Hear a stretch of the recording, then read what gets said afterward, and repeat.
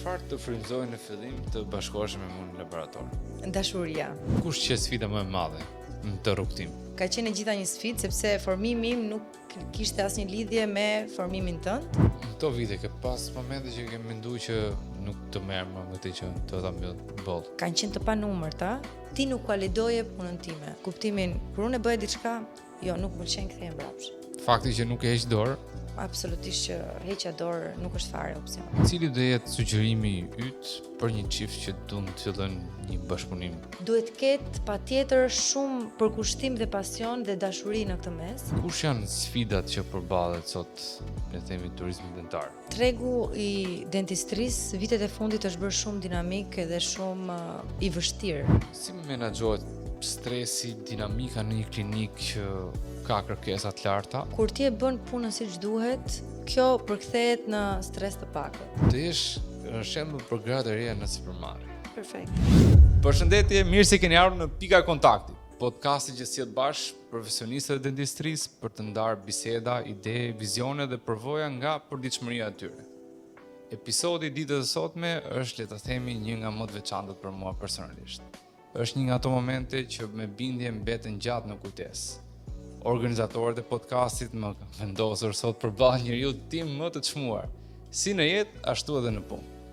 Ajo është një sipërmarrëse, profesioniste, nën, bashorte dhe mbi të gjitha shtylla ime më e fortë për gjithë udhëtimin në Perfect Dent Group. Me ne sot është Malvina Zhelegu, CEO The Clinic dhe partnera ime në çdo hap të rrugës. Mirë se na erdhe Malvina. Mirë se të gjeta, Ino.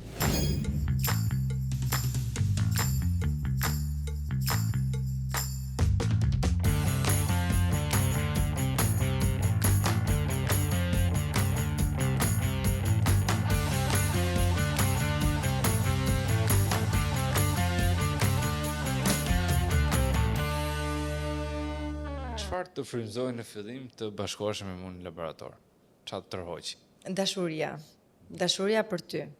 Jo për laboratorin të cilin nuk e njihja dhe nuk dija si funksiononte fare. Në fillim të njohjes tonë, ti, siç ma thua shpesh, dashuria jote e vetme ishte laboratori dhe unë erdha që Ç'është pasioni? Po. Unë erdha që të kaloja kohë me ty, duke qenë se ishim nga ato çiftet jo tipik, të cilët bënin pushime, dilnin shpesh darkave. Ne nuk bënim asgjë nga këto sepse ti ishe shumë i S'kisha angazhuar me punë dhe nuk isha askënd në krahun tënd, sikur për një punë shumë të vogël ti i bëj të gjitha punët vet. Dhe arsyeja që unë fillova të vija është që të paktën të njihja ty në ambientin tënd të punës, duke qenë se ne nuk kishim kohë të dilnim shpesh me njëri tjetrin. Aty pastaj pata një shkëndi e cila më bëri të kuptoj pasionin tënd për punën, i cili për mua përkthej në një plus shumë të madh me personin që unë po njihja, me të cilin unë mendoja të ndaja jetën, sepse ka disa gjëra shumë të rëndësishme në jetë, të cilat unë para punës edhe faktit që një person i dedikohet në këtë lloj mënyre siç ti dedikohesh në fillim, peshorja ime anoj nga puna dhe jo pushimet të cilat ne nuk po bënim ose të dalurat. Në këtë lloj mënyre po le të themi që ti më bëre që unë të shikoj një dimension tjetër, të cilin unë se kisha parë. Aty pastaj fillova edhe të njoh ty në marrëdhënie me të tjerët, sepse nuk është e rëndësishme që ne të njiheshim vetëm ne të dy, po njeriu ka shumë dimensione. Kështu që unë të njoh aty në bashkëpunim me të tjerët, sa i duruar ishe ti dhe sa profesional ishe ti. Gjë që këto ishin pikë shumë plus për mua që të jepja mundësinë që ne të njiheshim, kështu që dashuria. Kush që sfida më e madhe në të rrugtim? Të paktën si fillim, se pastaj normalisht bësh çik e përvetson le të themi atë pjesë. Ka qenë e gjitha një sfidë. Unë ty do të veçoj disa momente që ma ke bërë shumë alore, Okej. fillimin ton.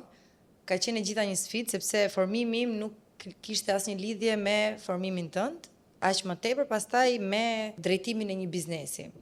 Unë vija komplet nga profil kam mbaruar gjuhët e huaja, ti e di shumë mirë, përkthim interpretim dhe punoja punë të ndryshme, part-time, full-time, isha totalisht e angazhuar dhe të lesh të gjitha gjërat që ti ke investuar në kohë, në dije, në mund dhe pastaj ti shumëzosh me zero dhe ti dedikohesh, është sfidë personale, mbi gjitha pastaj le të kalojmë tek sfida profesionale Besoj apo se besove edhe në vizion të asaj gjë. ajo që unë kam besuar më shumë është përkushtimi yt dhe salmoni që ti ishe në treg, në kuptimin unë shikoja një lloj vendosmërie të lodhshme, le ta quajmë, do t'i them të gjitha në këtë podcast, sepse kur ti ma shpjegove si është tregu dhe si funksionon e gjithë gjëja, të cilën unë nuk isha pik haberi ose pik informacioni, unë isha vetëm një paciente shumë më mirë në klinika dentare, bëja ato kontrollet e mia çdo 6 muaj dhe kaq, po nuk e dija si funksiononte përtej klinikës dentare, që ishte laboratori dentar. Madje më kujtohet shpesh herë kur unë mendoja se ti punoje për dikë dhe kur na kalonte ai orari mëngjesit bash, dhe thoya shpice do të kërkojnë në punë, ti që më thojë unë nuk punoj për asnjëri. Dhe unë qisha, wow, si funksionon gjithë kjo gjë.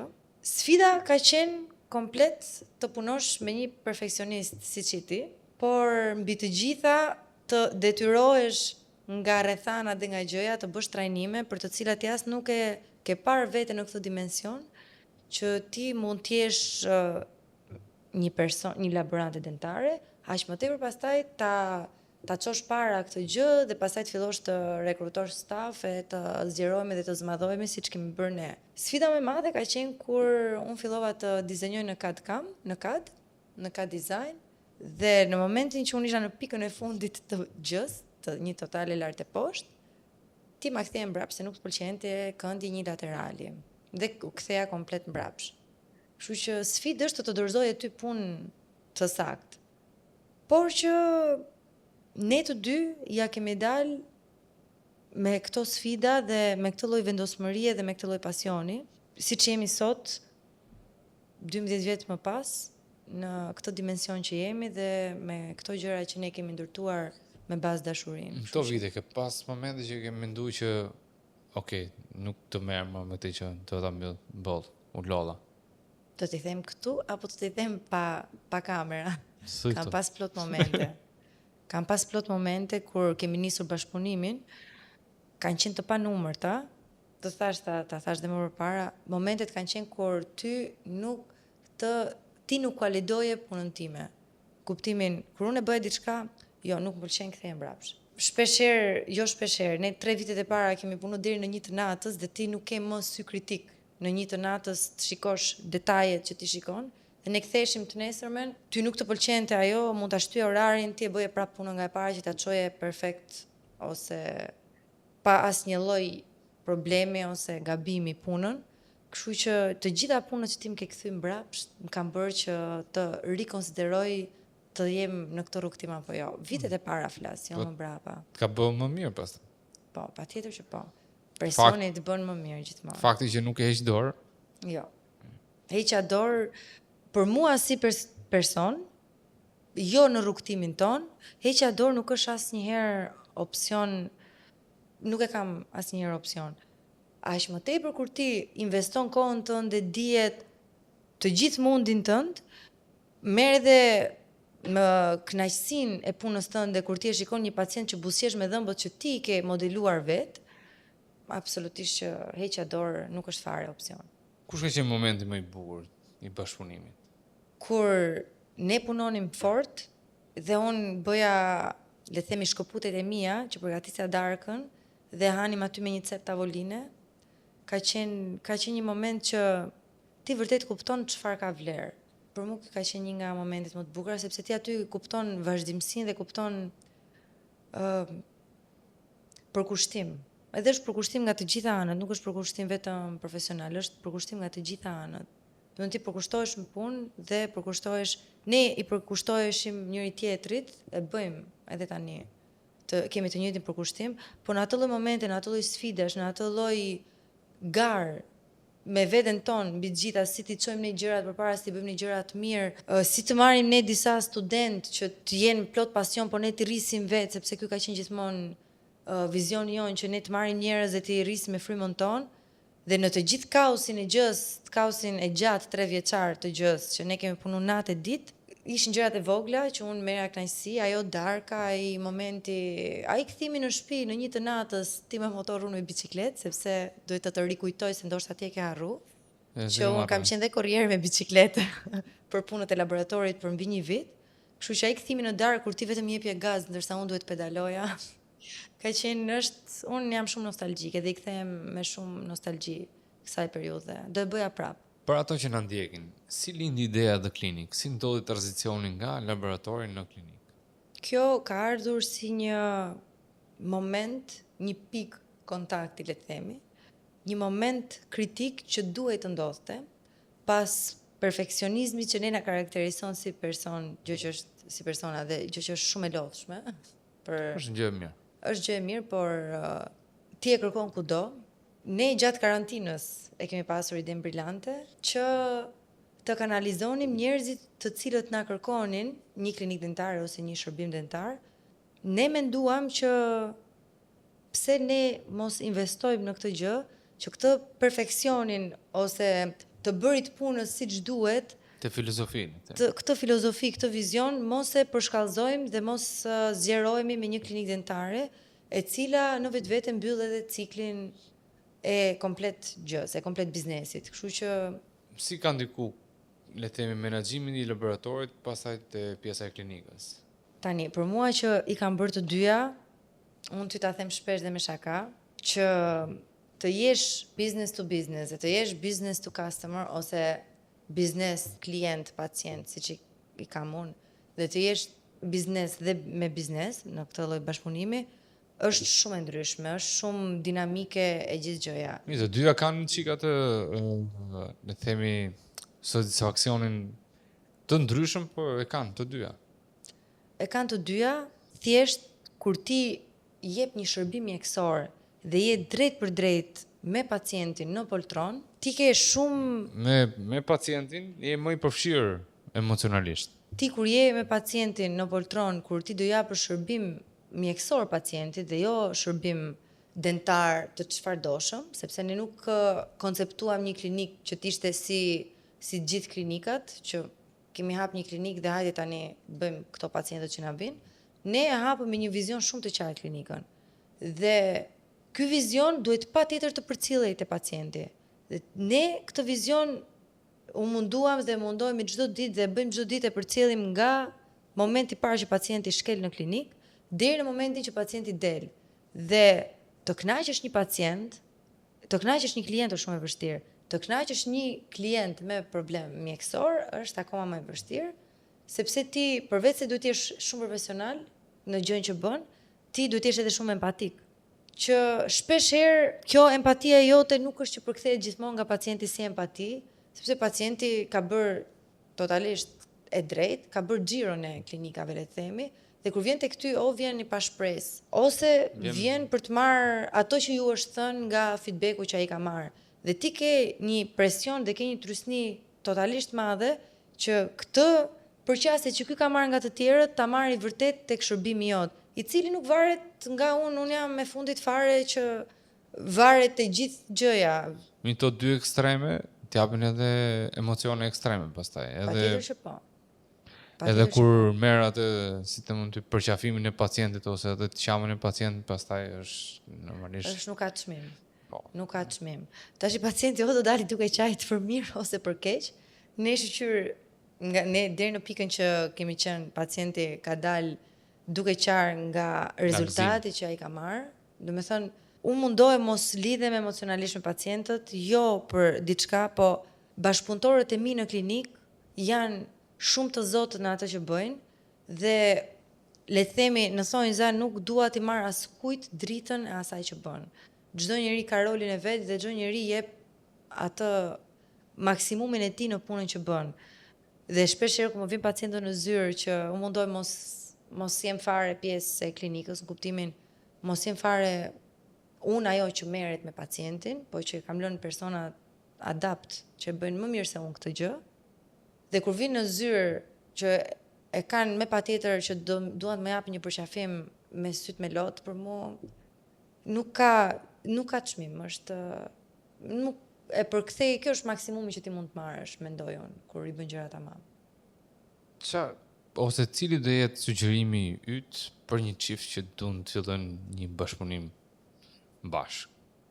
Shpesh herë dëgjoj nga çifte, nga takime që ne të dy, nga darka të ndryshme që ne bëjmë pjesë, shpeshherë dëgjoj çifte të cilët na bëjnë pyetjen me të qeshur, pyetjen retorike deri diku, si ja bëni ju të dy.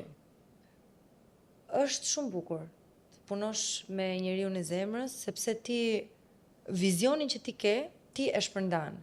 Në të mënyrë mund ta çosh edhe punën në shtëpi. Jo. Ja, kjo do jetë një nga këshillat që do jepja. Duhet ketë patjetër shumë përkushtim dhe pasion dhe dashuri në këtë mes dhe duhet të kem patjetër një sfidë. Jo ëndër. Unë nuk kam pasur ëndra. Unë kam pasur sfidë, e kam sfiduar sfidën time dhe kam arritur këtu ku jam. Nuk kam pasur ëndra, se ëndra kanë të gjithë. Ëndrat ngelin në sirtar, dalin nga sirtari, futen prap. Duhet të kesh sfidë me veten.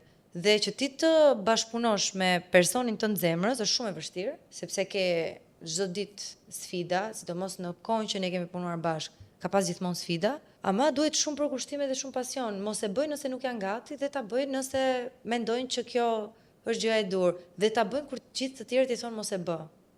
Sepse duhet bërë, siç e kemi bërë ne të dy. Si do përkufizoje rolin tënd me 3 fjalë? Si përmarrëse? Empatike. Unë jam shumë empatike, kërkuese në gjërat që kërkoj dhe humane. Mendoj që i kam më së miri këto 3 cilësi. Nëse do flasim për punën ose konkretisht për turizmin dentar. Kush janë sfidat që përballet sot, le të themi, turizmi dentar? Tregu i dentistrisë vitet e fundit është bërë shumë dinamik dhe shumë i vështirë, le të themi. Sfidat unë mendoj ndjekja e pacientit deri në momentin që pacienti ikën dhe ndjekja e tij përgjatë rrugtimit të tij dentar. Çfarë nuk kuptoj me këtë? Flas gjithmonë nga filozofia e klinikës tonë. Pacienti tek ne nuk ngel në harrez dhe emrin e tij nuk e zë pluri, le të themi. Ne kemi një vizion që ky pacient jeti përhershët tek ne. Shpeshherë pavarësisht se është italian, po absolutisht, për mua çdo pacient është pacient dhe çdo person që futet te klinika ime ka nevojë për një shërbim. Edhe do ndiqet. Do ndiqet dhe nuk më le të them nuk më intereson fare as backgroundi i tij, as shteti, as kontinenti nga ai i cili vjen. Ai merr një shërbim dentar nga ja tek zhja. Sfidat më të mëdha është ndjekja e pacientit pasi ky merr shërbimin dentar. Shpeshherë dëgjoj që pacientët nuk kanë më kontakt me klinikën për problematika, nuk kanë më suport. Kështu që mendoj që kjo është një pikë që po çalon tregu jon në këto vite, paktën 2-3 vitet e fundit. Po, çfarë ndodh kur një pacient nuk ndiqet, le të themi? Unë nuk të them dot çfarë ndodh një pacient kur nuk ndiqet, sepse ne nuk jemi ky rast. Dhe nuk ta them dot. Unë di të them çfarë ndodh kur një pacient ndiqet. Dhe një pacient vjen gjithmonë e më i lumtur dhe sjell gjithmonë njerëz me vete. Ne jemi në pikën të pasaparolës, le të themi, ose shpërndarjes së fjalës, në pikën e biznesit ton. Ne japim suport maksimal pacientit nga fillimi deri në fund të rrugtimit. Dhe fundi i rrugtimit nuk është kur pacienti mbyll punën tek ne, por kur pacienti vjen çdo 6 muaj për të bërë kontrollet rutinë dhe pastrimin e gurzave apo të protezës të cilin ai ka vënë. Kështu që fakti që çdo pacient që un kam në sistemin tim të brendshëm, le të themi, më sjell gjithmonë miq, shok, familjar, do të thotë që ne punën e kemi bërë, po e bëjmë dhe normalisht do e bëjmë mirë. Si menaxhohet stresi, dinamika në një klinikë që ka kërkesa të larta dhe ka fluks të madh? Kur ti e bën punën siç duhet, kjo përkthehet në stres të pakët. Pavarësisht se puna ka gjithmonë stres, çdo lloj pune ka stres, nuk ka vetëm klinika, çdo lloj pune ka stres. Kur ti e bën mirë, nuk ke më stresin a do vim mbrapsh kjo punë e bër keq. Kur ti e bën keq, nuk fleni qet. Dhe ne të dy në filozofinë tonë që me laboratorin, që me rrugtimin, kemi dashur të bëjmë gjëra të mirë. Që ty mos binte më telefonin atë fundjavën mas shumë kohësh që ne filluam të organizojmë. Është e njëjta gjë që ne mos kemi më problematika me pacientët, mos kesh problematika me pacientët. Kështu që stres ka kudo, mjafton që gjërat të bëhen mirë dhe me pasion, kështu që Edhe një strukturë, kur ka një strukturë normalisht ndihmon që çdo gjë të kanalizohet Po, në vend të patjetër. vetë. Po, cili është roli i laboratorit për të pasur një ekuilibër të tillë? laboratori është pikë shumë e rëndësishme në klinikë dentare, sepse ti mund të bësh shumë mirë punën si klinik, mund të jesh perfekt në gjërat që bën. Në momentin që laboratori nuk të ndjek ty në filozofinë e gjës, në bërjen siç duhet të një procesi, laboratori të prish punë ose të çon lart e më lart. Rasti jonë është që kemi shkuar shumë lart. Është e vërtet. Po, kush janë tre element që e bëjnë, le të themi, të marrëdhënie klinik-laborator të suksesshme, edhe kush janë tre tjerë që e dëmtojnë? I gjithë procesi një bashkëpunimi, cili do zhanër biznesi të jetë, ka nevojë për që të gjitha hallkat e zinxhirit të jenë në vendin e duhur. Nëse një klinikë dhe laborator nuk ka komunikim, nuk ka bashkëpunim me njëri tjetrin dhe nuk kanë saktësi në bërjen e gjërave si njëra si tjetra me njëra tjetrën, atëherë besoj që kjo është përgjigjja edhe për pjesën tjetër, gjërat që nuk shkojnë mirë, Po. janë nëse nuk zbatojnë këto. Ku mendon se do shkojë The Clinic në të ardhmen? The Clinic ka qenë që në zanafillën e saj, si klinik, disa hapa para tregut në të cilin operon. Kështu që mendoj që The Clinic do jetë një strukturë totalisht autonome me një vizion dhe me një strukturë të mirëfillt për të ecur përpara pavarësisht sfidave dhe pavarësisht ndryshimeve që ndodhin ndër vite. The Clinic mendoj nga vetë emri do jetë pikë referuese dhe për klinikat e tjera dhe për bizneset e tjera, dhe nuk ka rëndësi të na ndjekin apo të frymëzojmë klinika, se nuk e kam qef fjalën të na kopjojnë, por mendoj që do jetë një nga ato biznese që do frymëzoj shumë biznese për të nisur nga scratch, nga zero siç e kemi nisur ne të dy, dhe për të shkuar shumë lart me vizion. Kur zgjohesh mëngjes, përveç se ti kesh palestër, do bësh crossfit, ku shkon punë? Ça t'jep më shumë kënaqësi? Më jep kënaqësi që çdo ditë kam një vend ku kam dhënë maksimumin tim për të qenë aty ku është. Është një vend që çdo person që është aty brenda ka të njëjtën energji që kam unë, dhe kjo është për mua është një arritje shumë e madhe profesionale, që ti të bësh me një grup me njerëz të cilët ecin me hapat e tu, ecin për briteje dhe kanë të njëjtin vizion. Dhe më bën çdo Pasur ditë njerëzit e duhur në njerëz për të krahati. duhur që ty të mbështesin, të cilët ato që ti i thua, unë nuk kam rolin në klinik të them se çfarë të bëjnë njerëzit. Unë kam rolin në klinik që Motivosh njerëz. të motivoj dhe të mblidhem bashkë me to, të bisedoj si është më e mira për rastin konkret. Dhe ne këtë bëjmë shumë shpesh në klinik. Sa mendon që do ta përçosh te Kalamajt? Unë Sa do të tërheqësh, le të themi? Don ti tërheqësh apo s'do të tërheqësh? kur ne pim atë gotën e verës në balkon bashk, shpesh herë unë ty të them, sepse unë e ndjej vërtet shumë këtë që them, shpesh herë ty të them, duhet të jemi shumë të kujdesshëm me mënyrën e edukimit të fëmijëve tan, sepse jemi duke bërë qytetar të botës dhe ka dy mënyra, o ti bësh arrogant fëmijët, ose ti bësh fëmijët të kuptojnë vërtet çfarë ka babi dhe mami dhe t'ja injektosh këtë pasion. Unë këtë gjë ka qenë shumë e ashpër, gjëja që më ka ndodhur mua kur unë kam qenë e vogël, ma ka injektuar Imat. Imat nuk më ka lënë kurrë që unë të marr gjëra sepse baba im kishte një biznes. Unë kam bërë rrugtimin e jetës si gjithë moshatarët e mi, ndonjëherë i akuzoja padrejtisht se e kam bërë dhe më keq se moshatarët e mi. Sepse në kohën që shkova studente, më kanë lënë qytet studenti, gjë që kjo më ka në vitet që unë isha, më ka çmend komplet, domethënë kur shkoj ka stërvit. Dhe shpesh kjo ishte, do të stërvisin për jetën. Edhe unë që ja ktheja gjithmonë me batut. Ça stërvitje është kjo, ku do më çonin në Afganistan me këtë stërvitje? Po që është kam bërë shumë mirë, sepse unë di ç'a kërkoj, di ç'a dua, di si e kërkoj gjën, dhe di ta vlerësoj. Kështu që kur ne jemi të dy bashk, të them gjithmonë, ne të dy do i bëjmë një fëmijët tanë mirënjohës për gjërat e vogla, duke e rritur që në zanafill fëmijën që ti do luftosh që të arrish gjërat vet, ti bën të mundur që këto gjëra që ne kemi arritur të dy vet, pa asnjë lloj ndihme, fëmijët tonë ti çojnë përpara, nuk kanë pse ti ndërtojnë nga e para, ama ti çojnë me të njëjtin vizion si ne të dy. Kështu që sigurisht që unë mendoj që të dy fëmijët tanë duhet të jenë pjesë patjetër e rrugtimit tonë, me patjetër. Po, për ta katapultu ose për ta çuar në tjetër dimension, them. Tani do kalojmë te një pjesë më të lehtë dhe më spontane. Unë do përmend disa situata dhe ti do më thosh do jem perfekte apo jo perfekte. Të punosh me bashortin çdo ditë.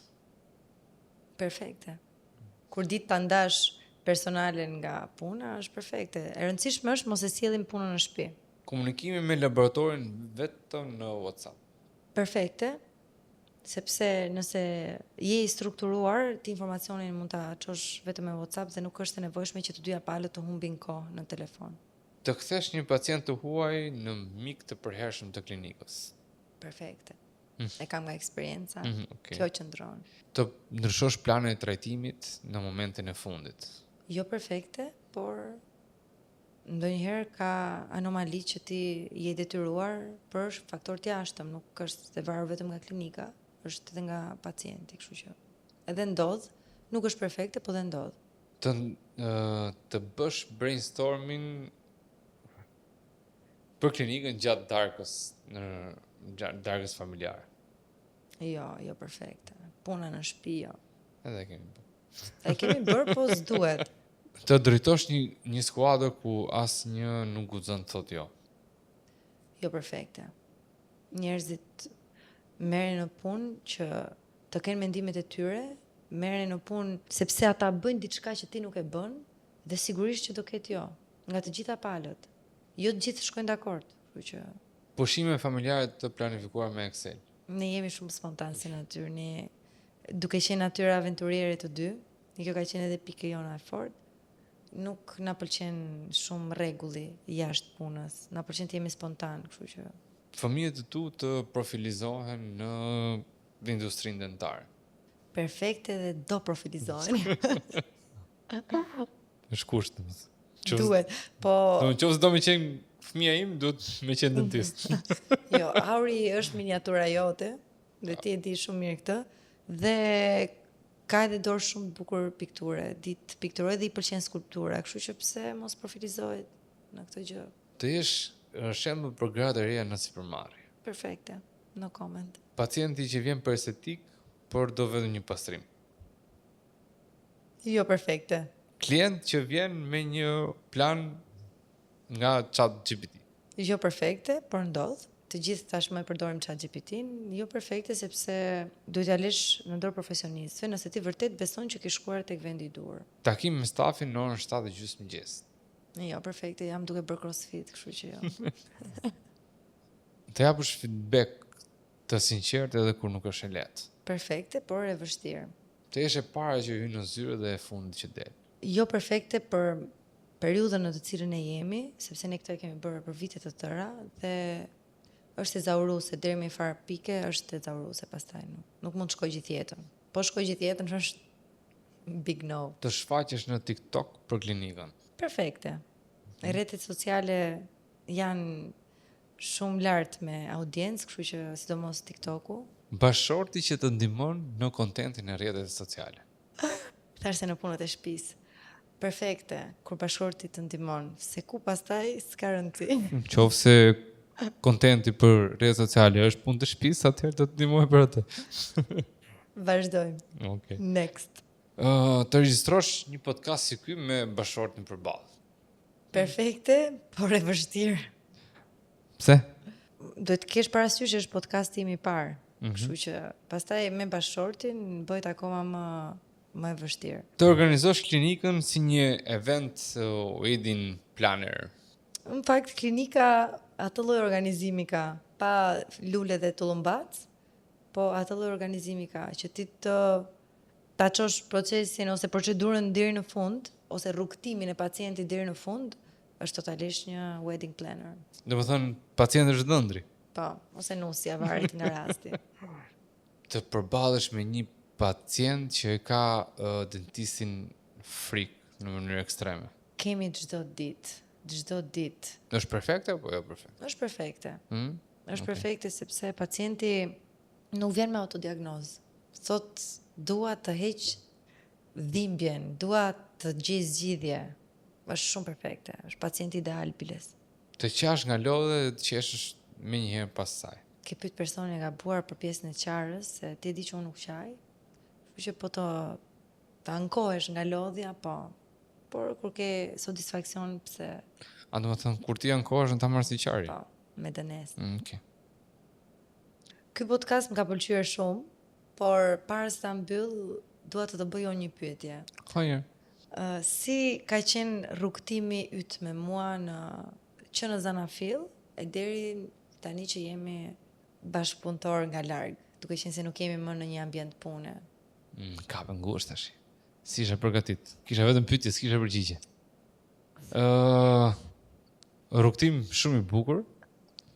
Unë e them dhe kam kështu si shënim të në kokë, që për mu rrugtimi im me ty ka qenë si ato udhëtimet që bën me makinë, rrugë të gjatë, që nuk e kupton sa shpejt arrin, edhe thot të kem ta bëj edhe herë tjetër. Faleminderit Malvina që ishe pjesë e jona sot, e ti podcasti, ishe shumë interesante biseda me ty në këtë lloj konvështrimi, pavarësisht se ne bisedojmë për ditë bashkë, dhe për mua është gjithmonë frymëzuese biseda me ty, ose më mirë me të dyja ju, se je binjake, dhe më pëlqen gjithmonë ato dy këndvështrimit që ti ke, herë kështu, herë ashtu.